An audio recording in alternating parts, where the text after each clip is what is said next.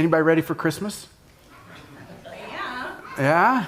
Now, are you really ready? Are you glad it's here or are you ready? See, two different questions, right? So you're glad it's here, but not quite ready. Anybody else like me, though, just still sitting around kind of my head spinning thinking, how is this the first Sunday of December? I mean, I felt like it was just January yesterday, you know. But here we sit, first Sunday of Advent, and we're kicking off a new series that we're calling Fear Not. Now, when I think of fear, there's only one thing that comes to my mind usually right away, and that is the show Fear Factor. Anybody remember that? I had to look this up because I couldn't quite remember when it was on television, but it was on NBC from 2001 to 2006. So not just yesterday, it was 20 years ago. Yeah, depressing, right? 20 years ago when this show started. Now, it was brought back by MTV in 2011 and 12 with a different host. But how many of you say, I knew Fear Factor, I watched Fear Factor? How many of you would admit that? How many of you would say, never watched it, wasn't my thing? Okay, see a few of those hands too.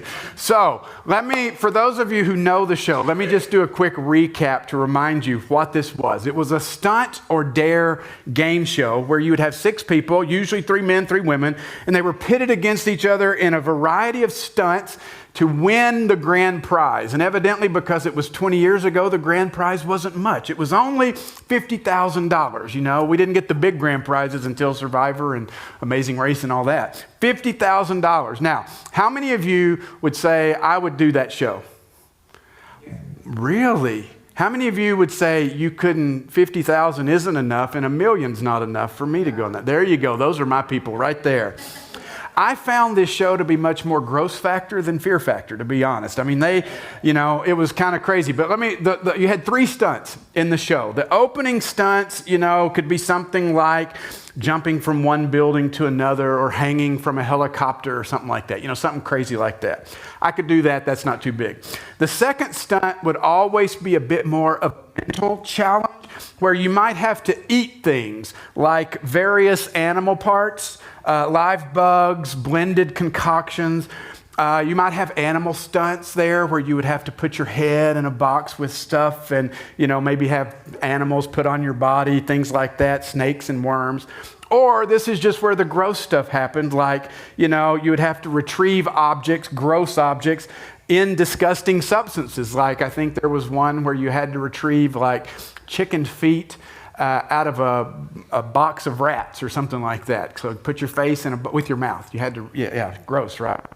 The last one would be, or there could be a mental challenge in here as well, which could be a endurance or pain test, like, walking barefoot on glass, stuff like that, or get a tattoo. There was even one time that you had to walk a runway completely nude in front of an audience. Okay. Yeah, I wouldn't want to be on the runway or in the crowd just for give me the snakes. The final stunt would be an extreme stunt from like an action movie, involving heights or water. I'm not a water guy, so I wouldn't have that one. Actual live examples of this, okay? I've just mentioned get in a box full of chicken feet. You have rats dumped on them, your partner, and then you would have to retrieve 10 chicken feet from the box using only your mouths and spit them into a bucket while rats are all around you. Anybody willing to do that? Oh, look at you, Lee Wheelock. I see that hand. They had one where you were put in a body bag, shoved into a morgue drawer, and then the bag was full of crickets, red worms, superworms, stink beetles, and hissing cockroaches. And you were left you had padlocks on it. And somehow in the body bag, you had to find the locks and the keys and unlock yourself. Anybody signing up to go in the morgue drawer? I see that hand right there, Liza. Yeah. There was one where your arm was pierced 10 times, 10 needles, with each needle getting progressively bigger. Anybody for that one? Oh man, some of you people are crazy. Like I said, $50,000 seems like a small price compared to the absolutely crazy things that you had to do. And at the end of the show, the person won, and Joe Rogan back in the early 2000s would say what? He would say, fear was not a factor for you. Is that ever true for us though? When we think about fear, anxiety, You know, it's one thing to watch others willingly put themselves in a situation, but for most of us, do we need help getting to fear? Do we need any help getting to anxiety? No, I don't need a morgue box with hissing cockroaches to make me get there. I mean, a quick look at the morning news, social media. Why do we do this to ourselves? I don't know. But we're immediately transported to Fearville, aren't we? Inflation, interest rates are rising.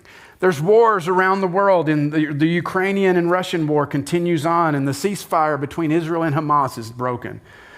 God help us, there's a presidential election cycle going on. Artificial intelligence. Oh, well, this is fun. Those of us that watched Terminator originally, I mean, any of us kind of concerned about this? I mean, seriously, John Connor's looking at us right now going, stop it, stop it. Canadian wildfires, Hawaiian wildfires, indictments on both sides of the aisle, 21 days without a Speaker of the House of Representatives. And on top of all that, Taylor Swift is now dating Travis Kelce. I mean, seriously, we have enough in our life and in our world for fear and anxiety. Our blood pressure rises. We might get snippy with people in our lives or the people at the checkout. I mean, anybody gone Christmas shopping yet to one of the stores and feel your anger and fear and all these things rising? So right now, here's what I want us to do. Everybody take a deep breath. And I want you to know it's going to be okay. I know that we are inundated with all these things around us. And you come to church, and really the last thing you really want church to be is a place to be reminded of that, isn't it? I do.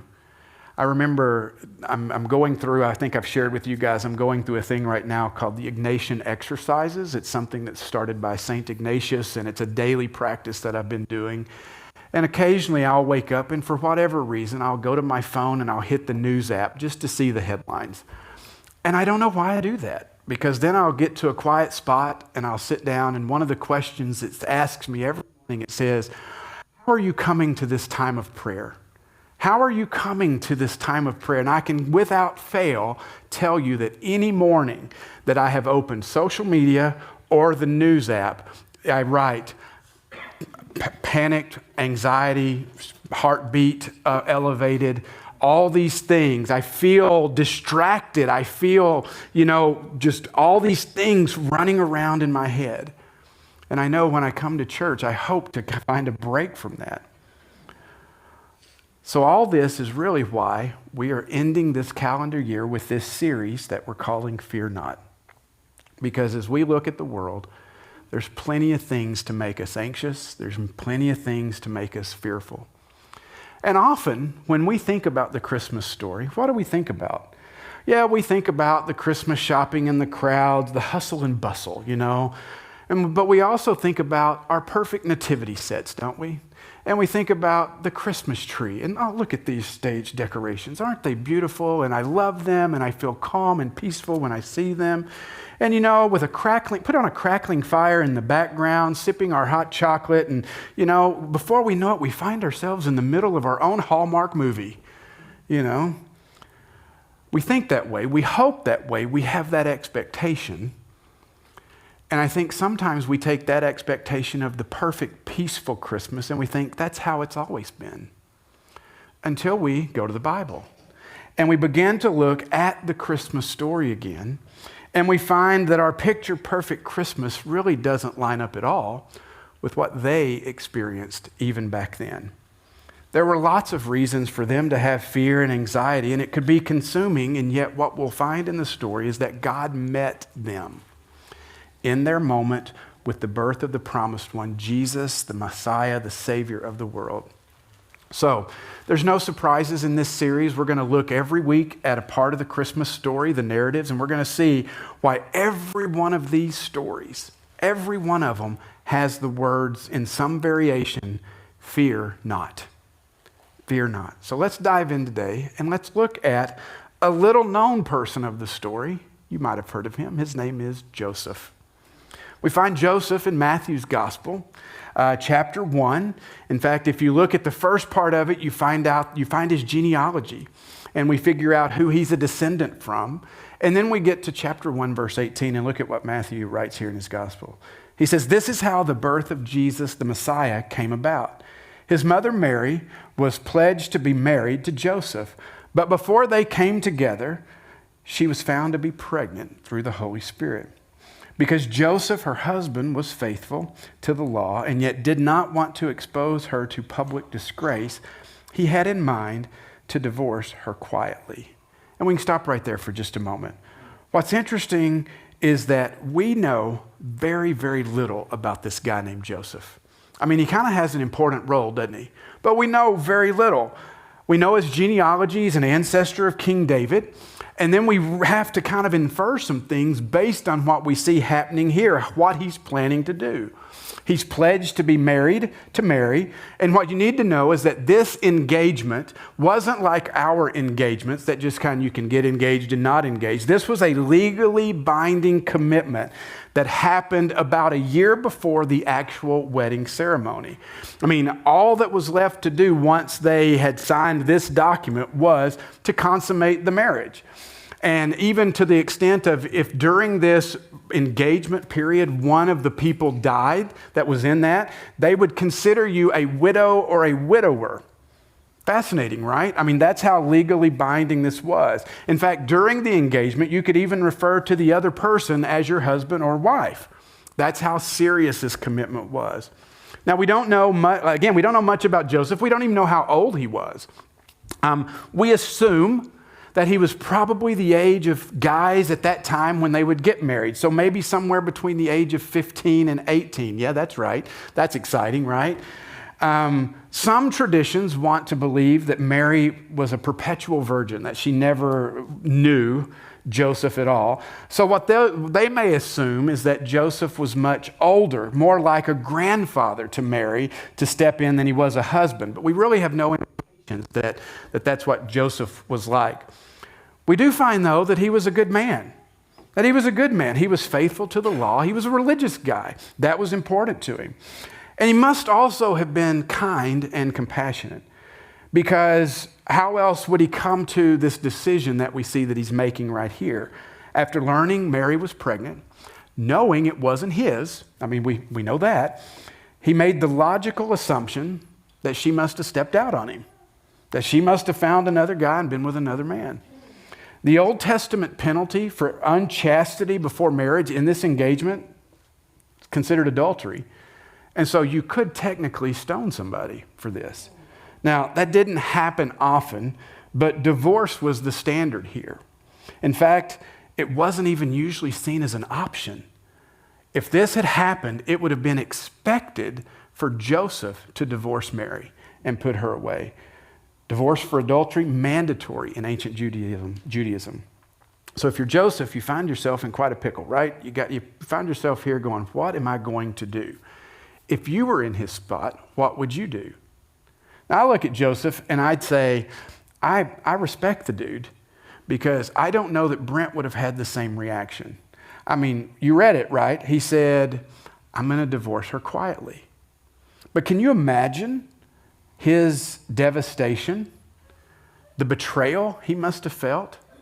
I mean, we haven't had the angelic encounter yet.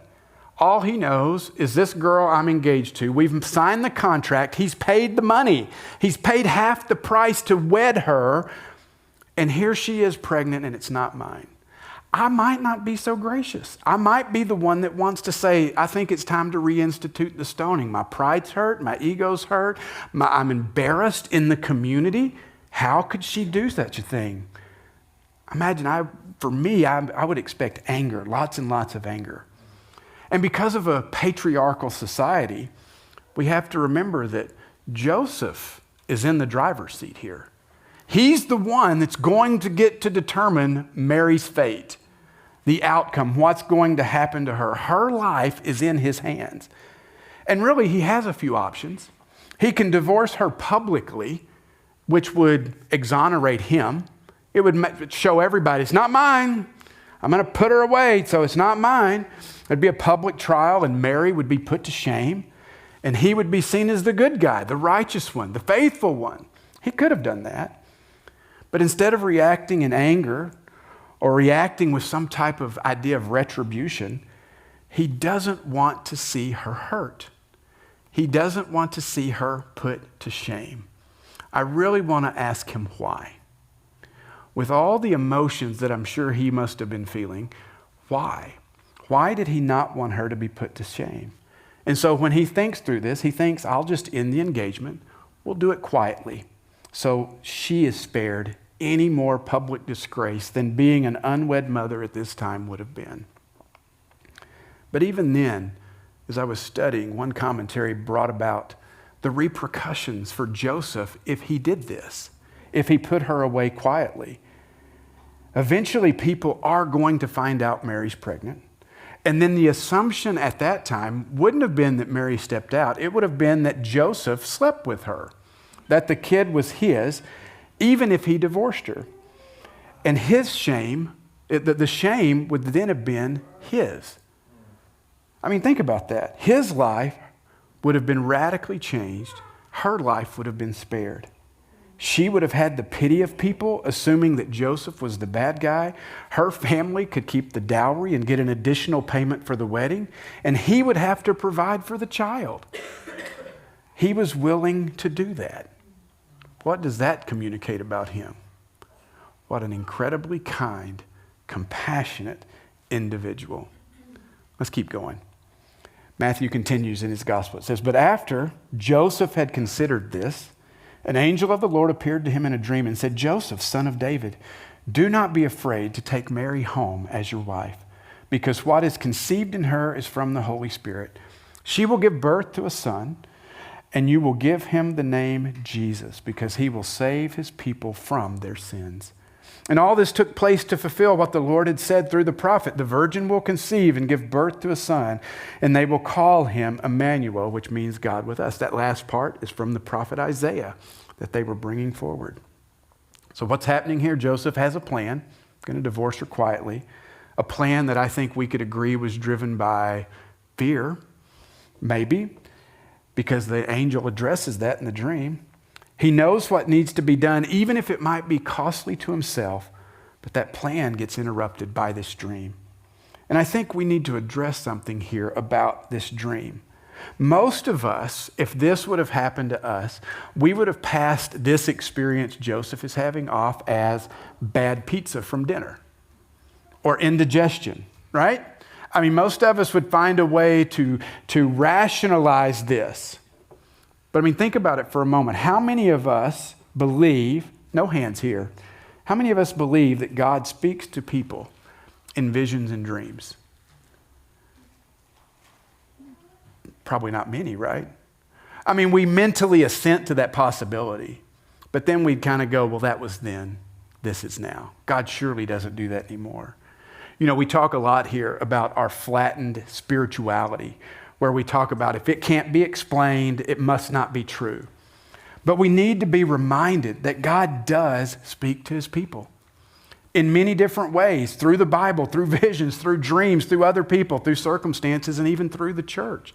God spoke to his people then. He continues to speak to his people now, and it shouldn't be too difficult for us. After all, our faith is founded on a miraculous supernatural event of the resurrection. Dead people don't come back to life. If God can raise Jesus from the dead, how difficult then is it for God to speak to us? That seems very easy in comparison. But I wonder if in our desire for the logical and for the confirmable and for certainty and security, do we make space in our faith for divine encounters? Now, don't get me wrong. I don't think this is something we should be running after. I don't think we need to be vision seekers. I think that is a problem, and we can get completely off track if we do that.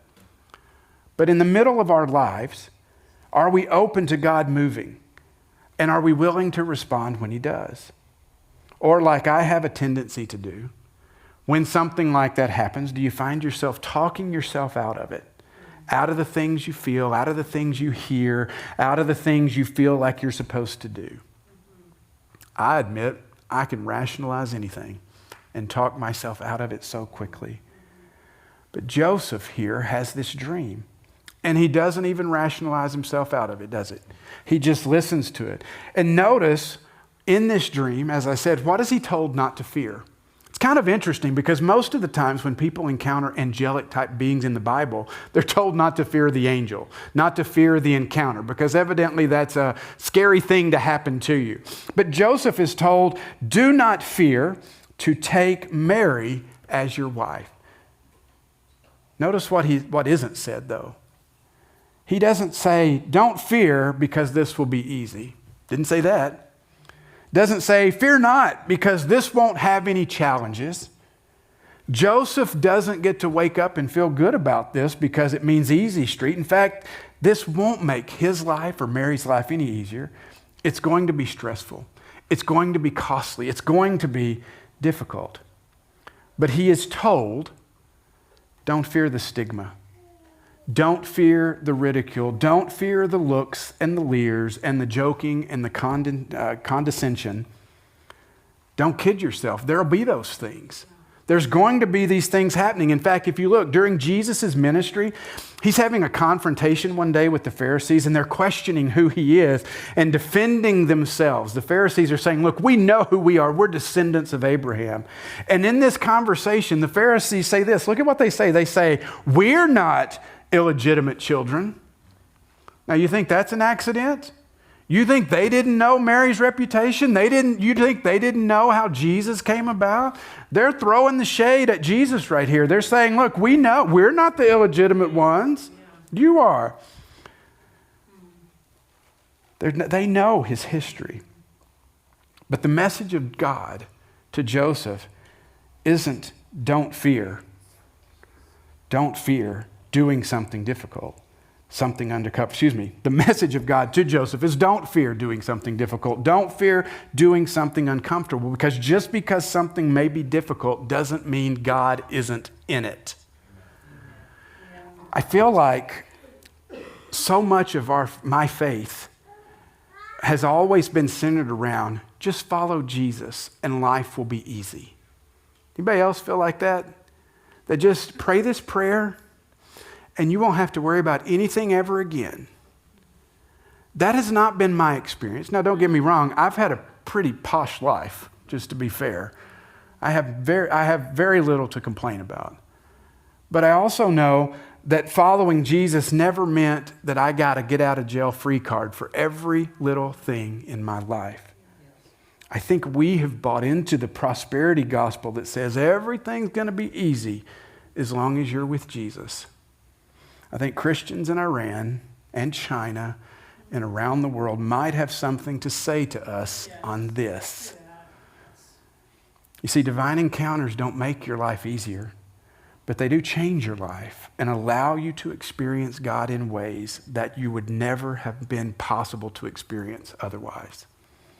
But the story with Joseph is not quite done. Let's finish this up.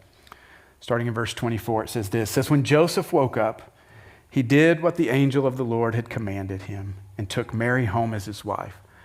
But he did not consummate their marriage until she gave birth to a son and gave him the name Jesus.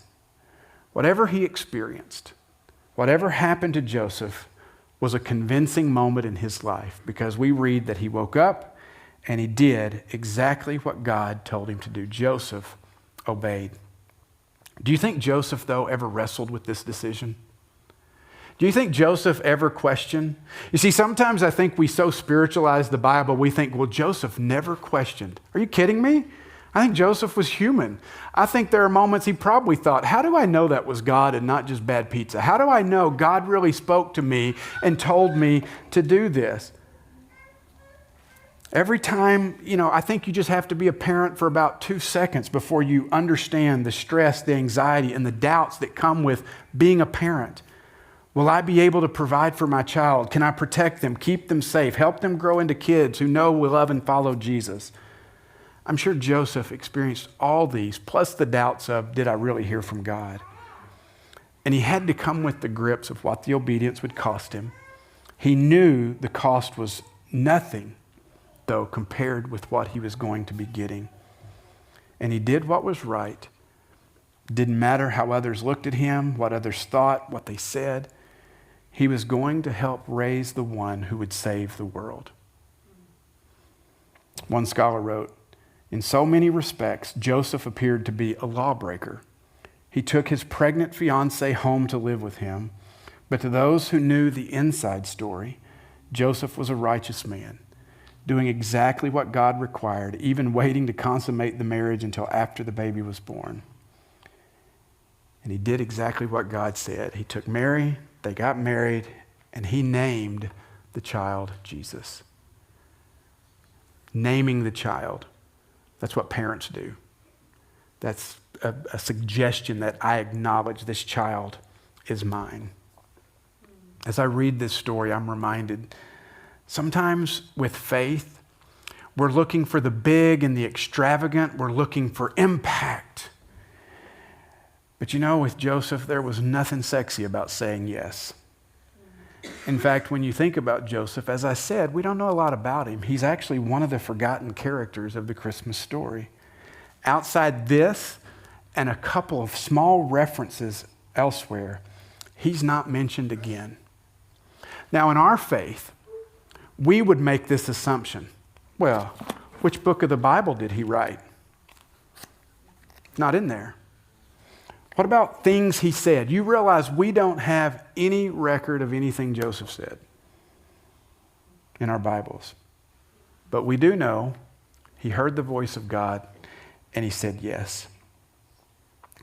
You see, what I find fascinating here is that the story of Joseph is another story in a long line of examples we find in the Bible of God choosing to use humanity in his plans to rescue the world from slavery to sin, from evil and brokenness, and from ourselves.